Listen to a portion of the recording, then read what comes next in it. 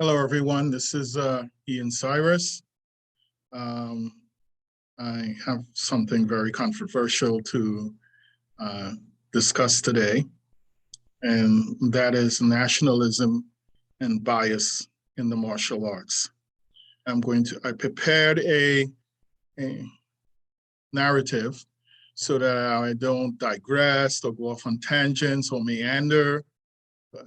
This is much too important for me to just do it off the top of my head. So like I said, I created a narrative to support what I'm about to say. So I'm going to share that with you now. Okay, so as I said, the title of this is Nationalism, Racism, and Bias in the Martial Arts. The preamble, what I'm about to discuss below will, in all likelihood, be considered provocative and controversial. The martial arts community is a microcosm of the world at large, and therefore subject to the same things that makes us human. There are certain ills that is plaguing the martial arts community, but no one talks about it. No one wants to talk about it. No one wants to risk being controversial. Three of those ills are nationalism, racism, and cultural bias.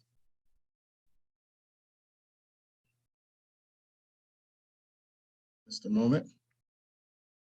Cultural bias. These three ills are interrelated, institutionalized, and endemic. An open, honest discussion needs to be had. At age 65, with over 50 years plus of martial arts experience, academic achievement, and spiritual practices, I can no longer remain silent about what I have observed and experienced for most of my life. As a world, we are divided among many different lines. So much we are destroying each other. As a discrete community that is supposed to uphold the ideals of humanhood. Just a moment again.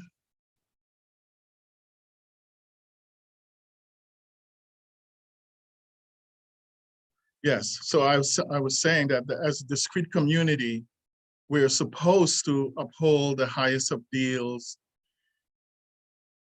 of humanhood. Instead, we contribute to the division in our world. The context here is that I was born and raised in Trinidad, a South Caribbean island just above Venezuela. I immigrated to the United States in 1974. My cultural orientation is based on the Afro-West Indian experience in which racism is not an issue. That is, until I arrived here in the United States. It seems that the racism, just a moment. It's not easy navigating this thing here.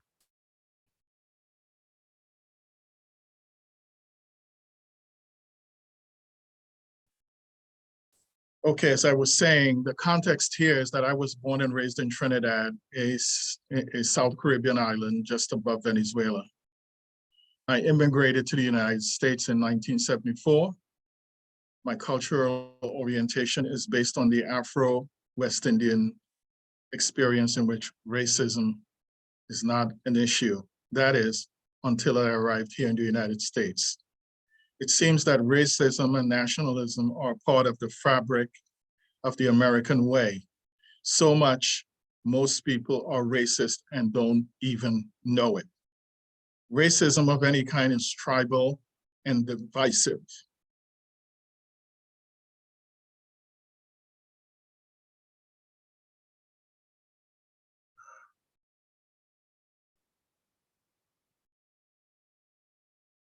Just bear with me here, I'm sorry.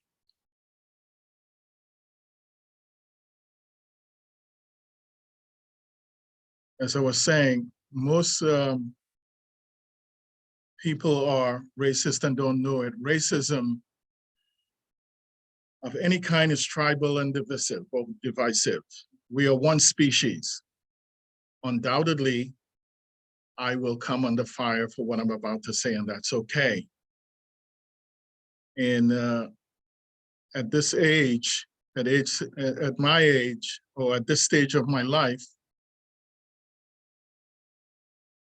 what is anyone going to do to me? You certainly can't take my birthday away from me, so here goes. As I surveyed the martial arts community, it is obvious that Westerners, and by Westerners I mean Americans, Canadians, and Europeans, are attracted to all things Asian. To be fair, that includes me as well. There seems to be a fascination with the supposed mysticism of all things Asian. Just look at the popularity of practices such as martial arts, Buddhism, Taoism, yoga, Oriental medicine, food, and yes, even the women. After being involved in the martial arts for over 50 years, achieved doctorate status in acupuncture and Oriental medicine, and ordination as a monk in a lineage of Buddhism, I can say with some authority that in my experience, that my observations are valid. I have observed that Asians are often surprised by this level of attention given by Westerners. This surprise is used to their advantage. This surprise is used to their advantage. They often pretend to know more than they actually do. It seems that being Asian imbues them with martial arts prowess or powers. Even after being in America for 30 years, some of them still speak pidgin English. They often avoid difficult conversations by saying, no speaking English.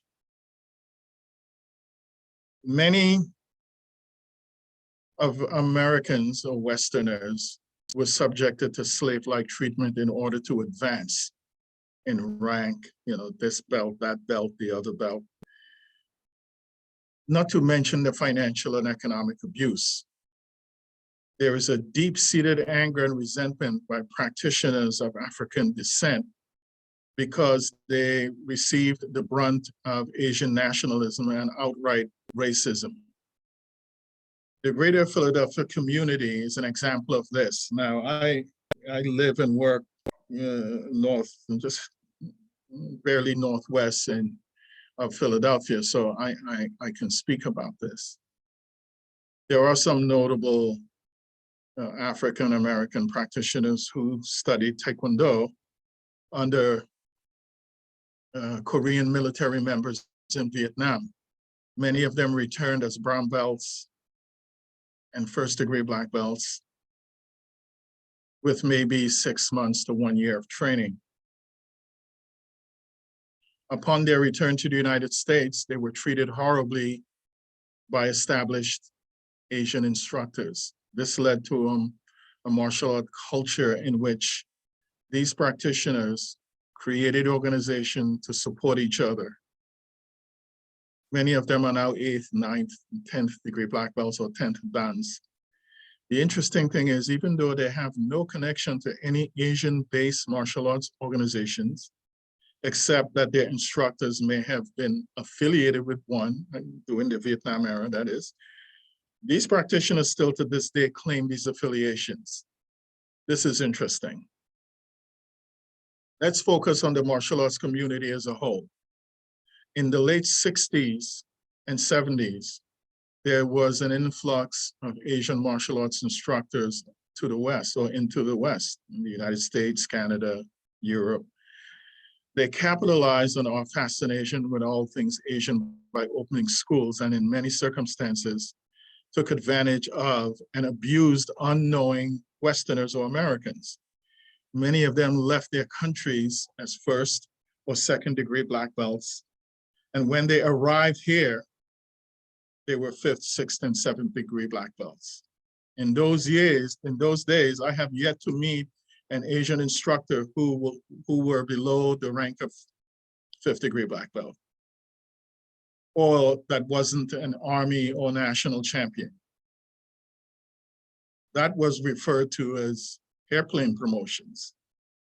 Find it interesting that the legitimate ones, or the legitimate instructors, did not and still do not police their ranks. They stick together, they stuck together, they stick together, so to speak, and operated under a different set of rules. Now, I opened my first martial arts school, the Abington Taekwondo Academy in Abington, Pennsylvania in 1980, and was one of the few non-Asians to operate a martial arts school in my neighborhood. There were Asian instructors. Let me get back to where I was. There were Asian instructors who operated schools in the community. Prospective students would often bypass my school because I was not Asian. And I was told literally that. There seems to be this pervasive sentiment that Asians know how to do it better than non-Asians. I have had students leave my school for the same reason.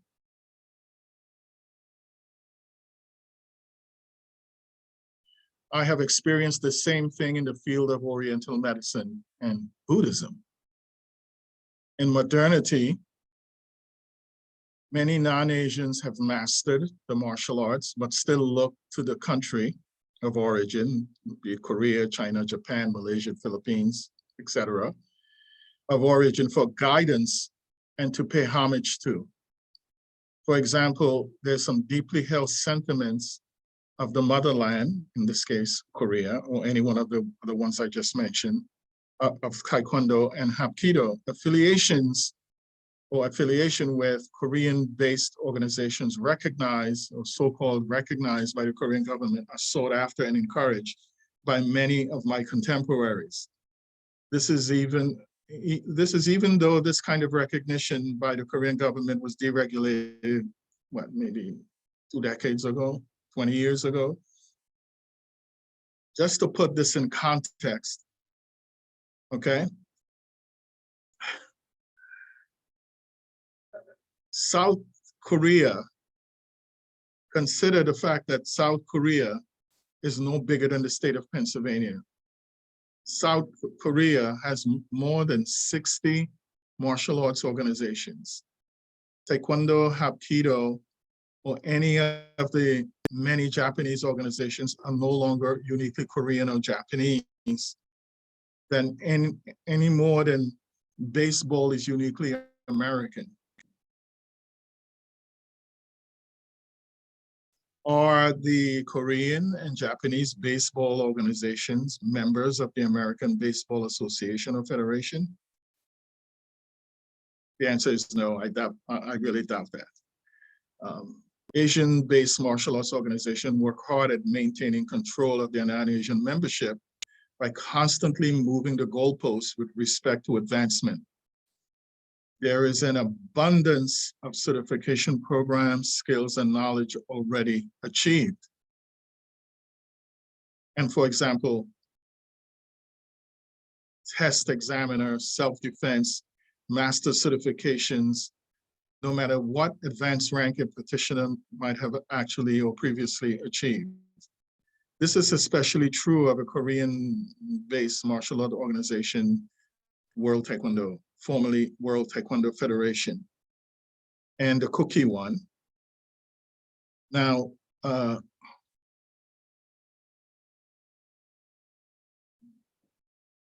so the WTF, the world governing body for all aspects of Taekwondo as a martial art sport. The Cookie one was the headquarters, or literally the building of the WTF. In modernity, the WTF and the Cookie one are now separate organizations with completely different agendas. The question is, why did the WTF fractalize into 2 separate organizations, meaning the Cookie one or World Taekwondo? I was never really clear as to why the separation was necessary. Taekwondo is one of the most practiced martial arts in the world, even now in China and Japan. The United States, Europe, and Canada are the biggest consumers of Taekwondo. Without these regions of the world, Taekwondo would not be as popular. Taekwondo is mostly practiced by elementary, secondary, and secondary school children in South Korea and university students who intend to teach Taekwondo as a professional Taekwondo instructor. Taekwondo can be equated with Little League Baseball. The South Korean community has managed to use Taekwondo and other martial arts as a means to export their culture. This is a form of nationalism and colonialism. Now, this colonialism is in direct violation of most countries, or many countries, Olympic rules and regulations, in which the national organization, that particular national organization recognition of Dan rank is all that matters. Yet participants in the competitive environment must achieve Kuki-1 Dan rank in order to participate in the Korean Kuki-1 and World Taekwondo, formerly World Taekwondo Federation sanctioned events. This is not a criticism, really. The United States is just as guilty of exporting aspects of its culture, especially our brand of democracy. This brings me to my next point. Many Americans have achieved pinnacle status in the martial arts and founded their own approach or style, and organizations only to be looked down upon by Americans who are still enamored by things Asian and Asians alike. It seems that we Americans or Westerners can never get it right, even though we've done all the right things and put in the work. I've observed many Korean and Japanese masters create or found their particular or own approach, and no one questions their creation. The martial arts community stands behind them and support them. My conclusion is there are cultural and national biases that must be acknowledged and overcome. And I should say, we should begin by talking about it. At the risk of being provocative, this is especially true for those of us who are of African descent. The moment never arrives when our ethnic inheritance as people of color is treated with total irrelevance. As a matter of fact, often it's the only thing that defines our existence. I don't see practitioners across the racial spectrum flocking into my African-American contemporaries, organizations, schools, workshops, and seminars. That said, there are exceptions, but they are, however, few. I've been very fortunate to have Asian teachers who did not hold me back or subjected me to slave-like service in order to advance.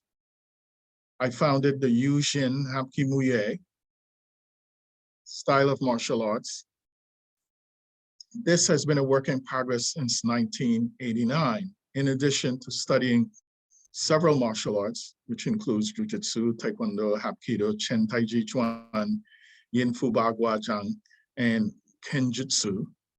I have also studied physical education, biomechanics, Oriental medicine, and Buddhism, not to mention my lived experiences as a former United States Marine and FBI special agent.